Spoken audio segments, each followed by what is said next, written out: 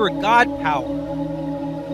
Get everything you ever wanted and live the life of your dreams. The Master's Course. Copyright 2010 by Richard Lee McKim Jr. All rights reserved. Let the quest for knowing begin.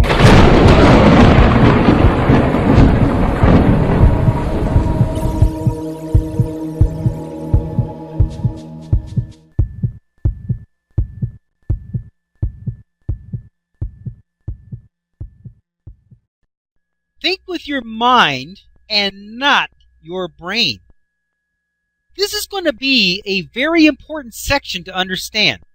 Your brain is not the amazing organ that you might think it is. You don't think in your brain, and you never did. In fact, nothing happens in your brain, and nothing is controlled by the brain. Your brain is only an elaborate representation of your thinking and functioning ability. Let's take this step by step. First, remember the people who could see with various parts of their bodies, and even the little girl who could see through a blindfold and read a book? They were seeing without using their eyes. Seeing is a functional ability that operates and resides in your energy body. It is not a function and ability of the flesh or matter. Remember the woman who was blind from birth, who had the near-death experience? When she popped out of her body, she could see for the first time. It even scared her because she had never experienced sight before. When she separated from the flesh of her body, she still had all of her senses and thinking abilities. She could see, hear, think, and remember anything she wanted to recall. The most important example I want you to remember was the woman who had the brain operation. Her body and brain was put into total shutdown. Her blood was drained from her brain for the operation, and her body was cooled down. Her heart stopped beating, she stopped breathing, and was technically dead. They wanted to make sure her brain was shut down, so they put what they call clickers in her ears to monitor for any possible brain activity, and there was none. At this point, there was no possible way for her to experience anything through her fleshy body. It was totally dead. It was at this point that she had her near-death experience, where she also popped out of her body and, like everyone else, floated near the ceiling looking down on the doctors. She was listening to them and watching them work on her body. She recalled watching them cut open her skull, and some of the others were messing around with their legs inserting something. Later, after she was back in her body and awake, she recounted her out-of-body experience, and everything that she had witnessed was accurate. The important point here is that she was thinking and consciously observing the operation. She had the use of all of her senses and thinking ability. She knew who the doctors were and what they were doing. That is a function of her memory, which was still available to her and working perfectly without the brain. All of these conscious abilities are functioning in the energy realm and not in the flesh. Interestingly, the newly created memories of floating above and watching the doctors is still in her mind. She can still recall those memories in great detail to this day. But her brain was in no condition to and incapable of creating and storing memories at that time when it was drained of blood and nearly frozen. However, if you had some special way of probing her brain now, you would be able to find and discover those memories in her brain now. That is, represented there like every other memory is. Is that new memory really there? No. Is any memory really there? No. You can find and discover them there, but they all reside solely in energy form.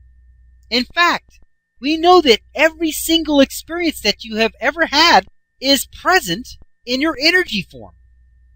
This has been confirmed again and again every time someone has a near-death experience when they experience the quote-unquote life review, where they relive their entire life in seconds. I know what you are probably thinking right now. Okay, the brain, like our eyes, ears, and everything else, is only a representation. Why shouldn't we think with it in the same way as we see with our eyes and hear with our ears? What is the harm in thinking that we are thinking with our brains? I'm glad you asked that question, and in fact, it is the most important point of this whole section. It is not that you will be harmed by thinking that you are thinking with and from your brain. It's that you will be limited.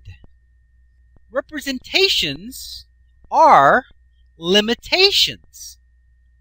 Let's first reconsider some of the seeing-related examples we have already covered.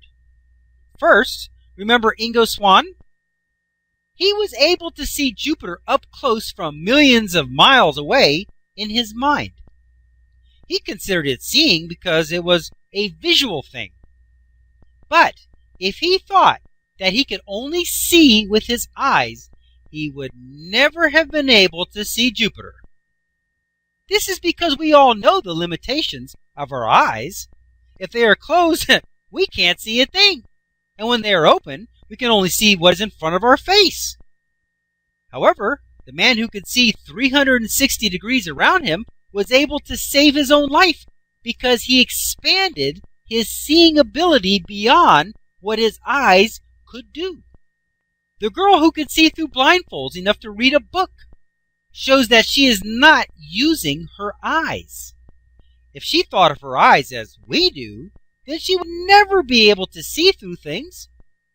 What about the tribal shaman who developed the ability to see into the human body to diagnose medical problems?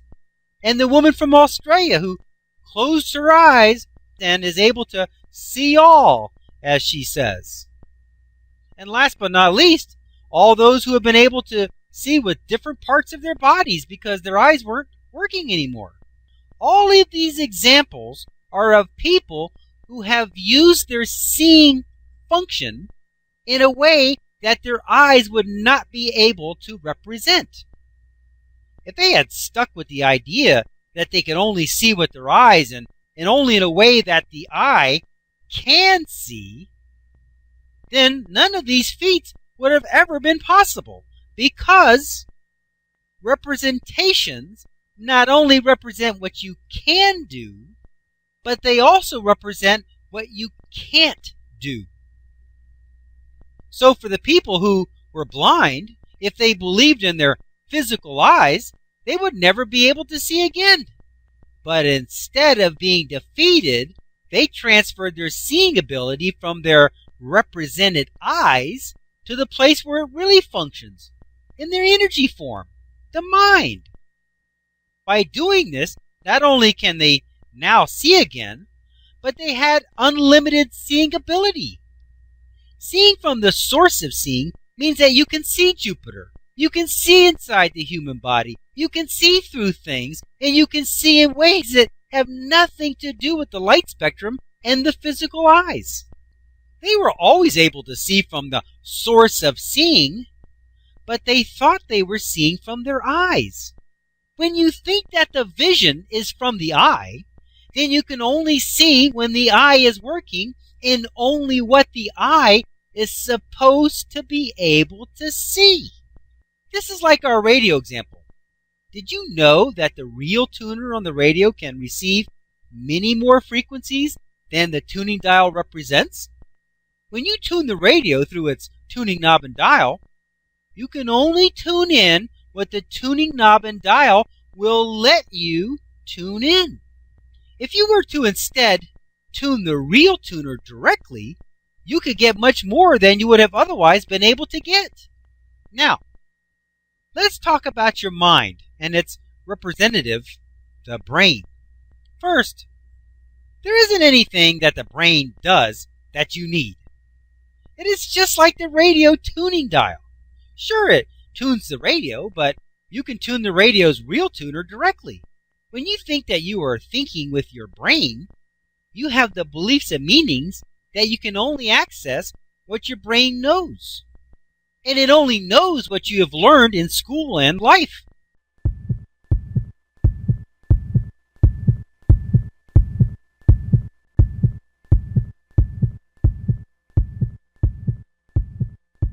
To continue, go to How to Use Your God Power, chapter number 10, segment number 68. Let your quest for knowing continue.